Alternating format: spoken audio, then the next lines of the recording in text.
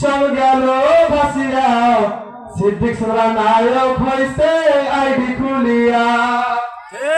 বর্তমান দেশে টিকটক এসে প্রতিটা নেই প্রতিটা পরিচয় ধ্বংসের দিকে যাচ্ছে কিন্তু আমি বাবা হয়ে মেয়েকে বাধা দিলাম না আমি বাবা হয়ে ছেলেকে বাধা দিলাম না কিয়ামতের ময়দানে আমার আল্লাহ ওসব বাবাদের জাহান্নামে কাদায় করার কথা ঠিক কিনা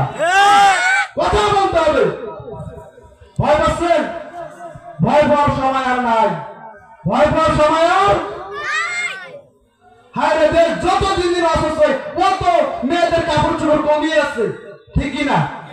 যত ইসলামের কথা হচ্ছে তত দিন দিন মেয়েরা শর্ট ড্রেস পরতেছে শাড়ি না ব্লাউজ সিরার উপায় নেই ঠিকই না বাবার সামনে জেনে গেঞ্জি পরে যাবে কিয়ামতের দিন ওই বাবাকেও জাহান্নামের কাতারে দাঁড়াইতে হবে মেয়ে গেঞ্জি পরে আপনার সামনে যাবে আপনি কিছু বলবেন না আল্লাহ কি আপনাকে ধরবে না আপনার মালিক একটা দোকানকে আপনাকে আপনার হিফাজত দিয়েছে এখন আপনি ক্যাশিয়ার দোকানের কর্মচারী যদি গ্যাস পয়সা হাত দেয় আপনাকে আপনার মালিক ধরবে না এই বাংলাদেশ এমন একটা অবস্থায় চলে গিয়েছে কোথাকার এক বাতাস এসে বানিয়ে দিল 3 পিস ঠিক কিনা আবার বানিয়ে দিল 2 পিস আবার সেদিনকে একটা শরীর থেকে দেখলাম 1 পিস কোন দিন জানি 0 পিস হয়ে যায় আমরা বলতেই পারবো না